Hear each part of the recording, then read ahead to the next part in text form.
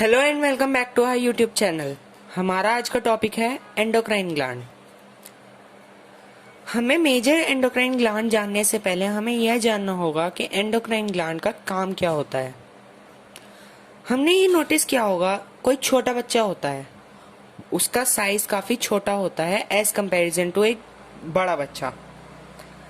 वो इसलिए होता है क्योंकि जैसे जैसे हमारी ग्रोथ होती है, हमारी बॉडी में ग्रोथ हार्मोन आता है। अब ये जो वर्ड हार्मोन है, ये हार्मोन प्रोड्यूस कौन करता है? ये जो हार्मोन्स होते हैं ये एंडोक्राइन ग्लैंड ही प्रोड्यूस करते हैं।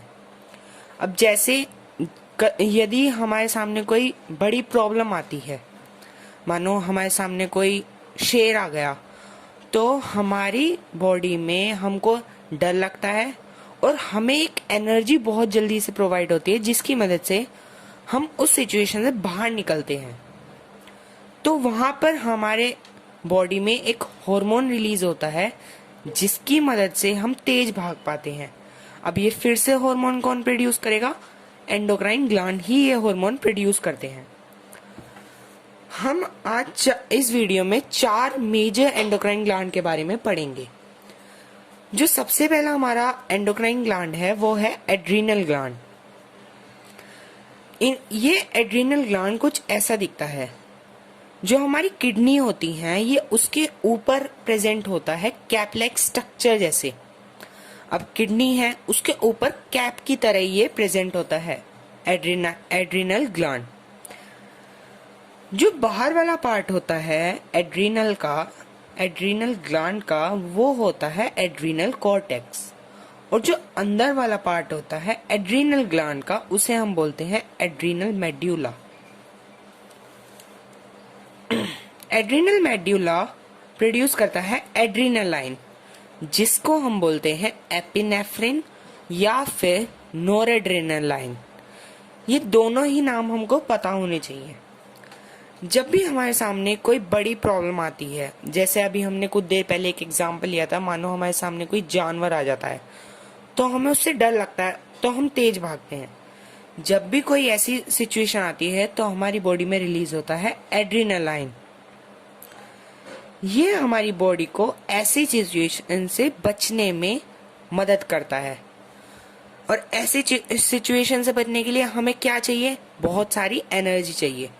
जब ये एड्रेनालाइन रिलीज होता है तो हमारी हार्ट बीट बढ़ जाती है, ब्रीथिंग बहुत जल्दी जल्दी होती है और हमारी जो स्किन होती है उसमें ब्लड बहुत कम जाता है।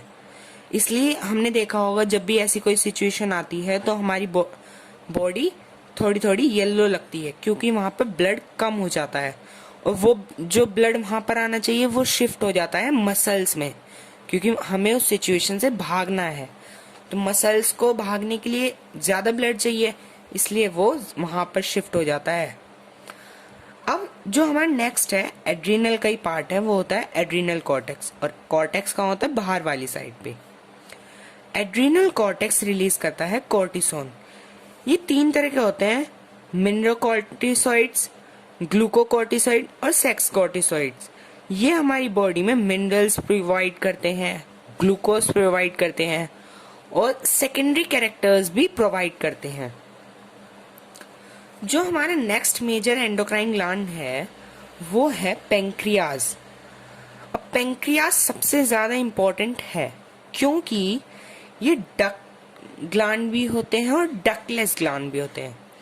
हमें यह जानना बहुत जरूरी है कि जो एंडोक्राइन ग्लैंड होते हैं वो अपने सिक्रीशन कोई भी बॉडी के ट्यूब में नहीं डालते, वो अपने सिक्रीशन सीधा ब्लड में डाल देते हैं। मानो यहाँ पर कोई एंडोक्राइन ग्लैंड है, यहाँ पर कोई एंडोक्राइन ग्लैंड है और यहाँ पर उस हार्मोन की नीड है, तो सीधा ब्लड में डालेंगे और ब्लड ही उसको टारगेट ऑर्गन इस वाली सेल पे पहुंचा देगा। तो वो अपना सीधा ब्लड स्ट्रीम में डाल देते हैं अपने हार्मोन को, एंडोक्राइन ग्लैंड। पर पैंक्रियास दोनों होते हैं, डक ग्लैंड भी होते हैं और डकलेस ग्लैंड भी होते हैं। अब इम्पोर्टेंट है कि जब डकलेस ग्लैंड होते हैं तो हम जो सेल्स प्रोवाइड रिलीज करते हैं हार्मोन पैंक्रियास के, उनको हम बोलते हैं आइसलेट ऑफ लैंगरहंस। ये वो सेल हैं जो पैंक्रियाज में प्रेजेंट हैं, और पैंक्रियाज में कब प्रेजेंट है? जब वो डक्टलेस ग्लैंड है, इसलिए ये रिलीज करते हैं, ये हार्मोन रिलीजिंग सेल है। आइए अब हम इसको समझते हैं कि इनके सिक्रीशन क्या है पैंक्रियाज के। पैंक्रियाज नियरली 3 बहुत इंपॉर्टेंट सिक्रीशन प्रोवाइड करता है: इंसुलिन, ग्लूकागोन, सोमेटोस्टेटिन। अब ये इंपॉर्टेंट होता है कि ये कौन रिलीज करता है, कौन कौन से सेल्स रिलीज करते हैं। तो यहाँ पर एक कोड है जो एज अ हेल्प करेगा आपको याद करने में कि कौन क्या प्रोड्यूस करता है। ये है AG बिड्स। AG बिड्स मतलब हम इसको ऐसे याद करेंगे, AG अल्फा सेल्स ग्लूकागोन को रिलीज करता है, अब बीटा सेल इंसुलिन को प्रोवाइड करता है, डेल्टा सेल सोमेटोस्टेटिन को रिलीज करता है। आइए इसको दोबारा से समझते हैं। AG अल्फा सेल ग्लूकागोन को प्रोवाइड करवाते हैं, bids BI beta cell insulin को प्रोवाइड करते हैं, डेल्टा सेल सोमेटोस्टेटिन रिलीज करते हैं। अब हम इसके फंक्शंस जानते हैं। देखो, अगर किसी में शुगर लेवल ज्यादा है तो उसकी बॉडी रिलीज करती है इंसुलिन। अब इंसुलिन क्या करेगी? देखो, अगर किसी की बॉडी में शुगर लेवल ज्यादा है तो इंसुलिन उसकी बॉडी में शुगर लेवल को कम कर देगी। मतलब कि जो शुगर है ना, शुगर मॉलिक्यूल ग्लूकोज, जिसको हम बोलते हैं ग्लूकोज, तो वो ग्लूकोज को ग्लाइकोजन में कन्वर्ट कर देती है। और ग्लाइकोजन बाद में जब हमें नीड होती है, मतलब बॉडी में शुगर कम होती है, फिर ग्लूकोज कम होती है, तो ग्लाइकोजन कन्वर्ट हो जाता है ग्लूकोज में, तो बॉडी को मिल गया दोबारा से ग्लूकोज। ठीक है। अब alpha cell AG alpha cell release करते, वो सिक्रीट करते हैं ग्लूकागोन। अब ग्लूकागोन क्या करता है? इंसुलिन का उल्टा। मतलब कि अगर शुगर लेवल कम जा रही है तो ग्लूकागोन रिलीज होगा, और अगर ये रिलीज हो गया तो ये कर देगा शुगर लेवल को ज्यादा। सोमेटोस्टेटिन क्या करता है? ये मतलब इक्विलिब्रियम में ला देता है बॉडी को। ये दोनों इंसुलिन और ग्लूकागोन को रिलीज होने से रोकता है। यही सोमेटोस्टेटिन का एक मेन फंक्शन है। अब जो हमारा नेक्स्ट है वो है थायराइड। मेनली क्वेश्चंस यहाँ से ही आते हैं, तो ये हमको जानने की बहुत इंपॉर्टेंट है। अब थायराइड ग्लैंड 2 रिलीज करेगा, वो होता है थायरॉक्सिन और कैल्सिटोनिन। थायरॉक्सिन क्या मदद करेगा? बेसल मेटाबॉलिज्म में काम करता है। मतलब अगर हमारी बॉडी को हीट चाहिए तो कहाँ से होगी? बेसल मेटाबॉलिज्म से ही होगी। तो वो कौन करवा रहा है? थायरॉक्सिन करवा रहा है। अब ये है कैल्सिटोनिन, तो ये भी इंपॉर्टेंट है, पर थायरॉक्सिन ज्यादा इंपॉर्टेंट है। अब मानो किसी की बॉडी में थायरॉक्सिन रिलीज नहीं हो रहा है, तो क्या होगा? उसके गले में एक सिंपल गोइटर हो जाएगा, और सिंपल गोइटर का मतलब है एक गले में, नेक में स्वेलिंग आ जाएगी। ठीक है। और ये मतलब गोइटर हमें क्यों होता है? आयोडीन की कमी के कारण। अब आयोडीन कैसे इसमें रोल प्ले करेगा? जो आयोडीन होता है वो थायरॉक्सिन को रिलीज करवाने में मदद करता है। अब अगर आयोडीन ही नहीं रहेगा तो थायरॉक्सिन रिलीज कैसे होगा? इसलिए हम बोला है अंडर सिक्रीशन। यदि थायरॉक्सिन कम रिलीज होगा तो सबसे पहला होता है सिंपल गोइटर। ठीक है। अब नेक्स्ट डिसीज के बारे में बोलते हैं। एक होता है क्रिटिनिज्म। ये बच्चों में होता है, अब बच्चों में क्या होगा क्रिटिनिज्म की सिचुएशन में, एक तो ड्वार्फिज्म, हाइट बहुत कम होगी, हाइट छोटी हो जाएगी, हाइट मतलब ग्रोथ नहीं कर पाएगी, और कुछ मेंटल रिटार्डेशन आ जाएगी, मेंटल ग्रोथ भी नहीं होगी और फिजिकल ग्रोथ भी नहीं होगी। तो ये होता है क्रिटिनिज्म में। अब नेक्स्ट जो है वो है मायोक्सिडिमा। ये अडल्ट में होता है। अब क्या होता है कि उनकी जिसको भी मायोक्सिडिमा है वो उनका शरीर स्लगिश हो जाता है, मतलब ऐसे कमजोर सा रहता है, कठोर नहीं रहता, सख्त नहीं रहता, मतलब ऐसी हल्का हल्का घुला घुला सा, और फेस और हाथों पर स्वेलिंग आ जाती है। अब हमने कहा कि ठीक है अगर कम है तो हमें डिसीज है, पर क्या अगर ज्यादा हो जाए तो दिक्कत होगी?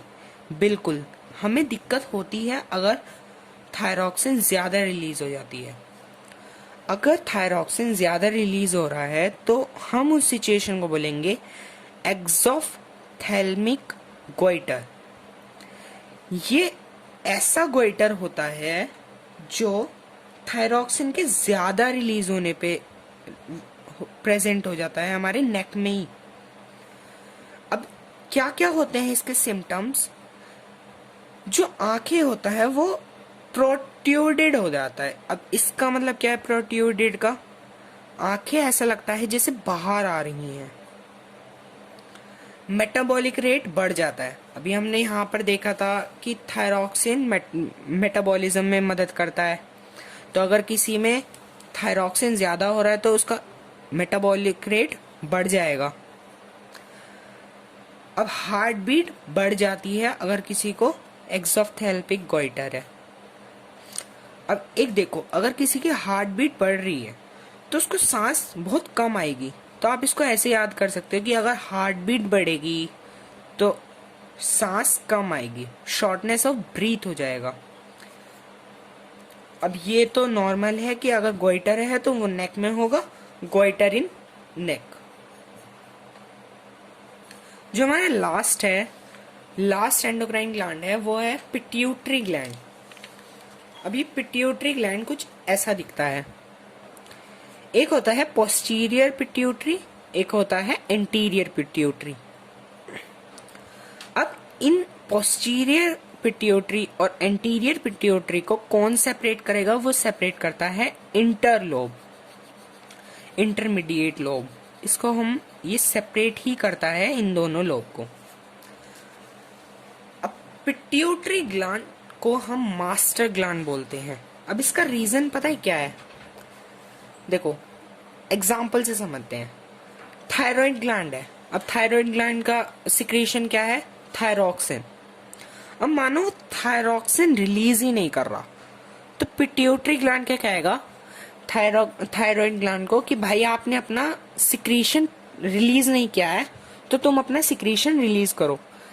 पिट्यूटरी ग्लैंड थायराइड ग्लैंड को ऑर्डर देगा कि अपना सिक्रीशन को प्रोवाइड करो, बॉडी को नीड है। इसका मतलब पिट्यूटरी ग्लैंड दूसरे को ऑर्डर दे रहा है। अब ये सिर्फ थायराइड ग्लैंड के साथ ही नहीं, बहुत सारे ग्लैंड्स के साथ जो जो रेस्पेक्टिव होते हैं ना, उन सभी को ऑर्डर देता है कि भाई आप अपना रिलीज करो, हमारी बॉडी को नीड है। तो इसलिए हम बोलते हैं पिट्यूटरी ग्लैंड को मास्टर ग्लैंड। अब यहाँ पर भी सेम एड्रीनल ग्लैंड की तरह होता है, पोस्टीरियर का अलग सिक्रीशन, एंटीरियर का अलग सिक्रीशन। इंटरलोब जो होती है वो ह्यूमंस में नेग्लिजिबल होती है, मतलब दिखती ही नहीं है, बहुत बहुत माइनर दिखती है। अब यहाँ पे हमने एक निमोनिक्स बनाया है, इससे आप याद करने की कोशिश करना इनके सिक्रीशन। एंटीरियर पिट्यूटरी के सिक्रीशन को हम याद करेंगे फ्लैट पिग से। ये वर्ड है flat, FLATPIG, flat pig. F से हम बोलेंगे फॉलिकल स्टिमुलेटिंग हार्मोन, L से हम बोलेंगे ल्यूटेनाइजिंग हार्मोन, A से हम बोलेंगे एड्रीनो कोर्टिकोट्रोपिक हार्मोन, T से हम बोलेंगे थायराइड स्टिमुलेटिंग हार्मोन। पी से हम बोलेंगे प्रोलैक्टिन, जी से हम बोलेंगे ग्रोथ हार्मोन। आइए अब हम इनको एक एक करके समझते हैं। अब फॉलिकल स्टिमुलेटिंग हार्मोन होता है, ये गोनाड्स को एक्टिवेट करता है, मतलब फीमेल में ही एग की प्रोडक्शन करवाएगा और मेल में स्पर्म की प्रोडक्शन करवाएगा। ल्यूटिनाइजिंग हार्मोन हॉर्मोन्स को ही प्रोड्यूस करवाता है, जो कि सेकेंडरी कैरेक्टर देता है एक मेल और एक फीमेल को। मतलब ये फीमेल में प्रोड्यूस करवाएगा प्रोजेस्टेरॉन और मेल में प्रोड्यूस करवाएगा टेस्टोस्टेरोन। जैसे हमने कहा था पिट्यूटरी मास्टर ग्लैंड है, तो ये दूसरों को कहेगा भाई अपना रेस्पेक्टिव हार्मोन को प्रोड्यूस करो। तो भी एड्रीनोकॉर्टिकोट्रोपिक हार्मोन क्या करेगा, ये रिलीज करेगा पिट्यूटरी, पर ये अफेक्ट करेगा एड्रीनल ग्लैंड को। मतलब ये एड्रीनलाइन और पहले हमने पढ़ा था ना एड्रीनल मेड्यूलर कॉर्टेक्स, उन सब को कहेगा अपना रेस्पेक्टिव हार्मोन को प्रोड्यूस करो। अब नेक्स्ट है थायराइड स्टिमुलेटिंग हार्मोन। ये अब थायराइड ग्लैंड को बोलेगा कि भाई अपना रेस्पेक्टिव हार्मोन को प्रोड्यूस करो। अब यहाँ पर बहुत इंपॉर्टेंट है प्रोलैक्टिन। अब प्रोलैक्टिन क्या करता है ये मिल्क के सिक्रीशन में मदद करता है, मिल्क के सिक्रीशन में मदद करता है। ठीक है। अब यहाँ पर बोर्ड बहुत ज्यादा, अगर आप एक बोर्ड स्टूडेंट हैं तो यहाँ पे एक बहुत ज्यादा दिक्कत करता है कि सिक्रीशन करेगा प्रोलैक्टिन या फिर इजेक्शन करेगा। ठीक है। अब यहाँ पर आई नील है, इसको याद करने की जरूरत नहीं है, पर निमोनिक्स को अच्छे से करने के लिए हमने यहाँ पे आई को यूज किया है। अब जी क्या है, जी है ग्रोथ हार्मोन, इसका मतलब ये ग्रोथ में हेल्प करता है। अब यदि किसी की ग्रोथ कम है तो उसको हो जाता है ड्वार्फिज्म, और अगर किसी में ग्रोथ हार्मोन है ज्यादा, तो अगर वो चाइल्ड में है तो उसको बोलेंगे हम जिजांटिज्म। पर अगर वो एक अडल्ट में है, मतलब अडल्ट में ज्यादा ग्रोथ हार्मोन रिलीज हो रहा है, तो उसको हम बोलेंगे एक्रोमेगैली। ओके, यहाँ पे अब आता है पोस्टीरियर पिट्यूटरी, इसका भी निमोनिक है पाओ। ओके, पी से है पोस्टीरियर, ए से है anti diuretic hormone, anti diuretic hormone, और ओ है ऑक्सीटोसिन। पी से पोस्टीरियर हो गया, इसमें कोई दिक्कत नहीं है। ए बहुत इंपॉर्टेंट है, एंटी डायरियोटिक हार्मोन, मतलब कि इसको हम बोलते हैं वेसोप्रेसिन। ये वेसोप्रेसिन भी बहुत इंपॉर्टेंट नेम है, इसको बहुत अच्छे से याद करना, वेसोप्रेसिन। अब एंटी डायरियोटिक हार्मोन क्या करता है, अगर हमारी बॉडी में एंटी डायरियोटिक हार्मोन बढ़ेगा तो हमारी किडनी यूरिन, मतलब कि जितना भी वेस्ट जाता है, हमने ये पढ़ा है पहले चैप्टर में, तो ये पानी को ज्यादा एब्जॉर्ब करवाएगा बॉडी में। एंटी डायरियोटिक हार्मोन बढ़ा तो पानी ज्यादा एब्जॉर्ब होगा, री एब्जॉर्प्शन में बहुत ज्यादा मदद करेगा। और एक अनदर सिचुएशन है कि अगर ये रिलीज कम हो रहा है तो हमारी बॉडी यूरिनेट ज्यादा करेगी। तो अब यहाँ पे देखने वाली बात है कि देखो, अगर किसी में एंटी डायरियोटिक हार्मोन कम रिलीज हो रहा है, यूरिनेशन ज्यादा हो रहा है, फ्रीक्वेंटली हो रहा है, बार बार यूरिनेशन हो रहा है, ठीक है, तो उस कंडीशन को हम बोलेंगे डायबिटीज इंसिपिडस। इंसिपिडस हम इसको इसलिए बोलते हैं क्योंकि ये टेस्टलेस होता है, मतलब कि इसमें शुगर नहीं होती। अब नेक्स्ट जो हार्मोन है वो है ऑक्सीटोसिन। अब प्रोलैक्टिन मिल्क का सिक्रीशन करवाता है, ऑक्सीटोसिन मिल्क का इजेक्शन करवाता है मदर की बॉडी में से।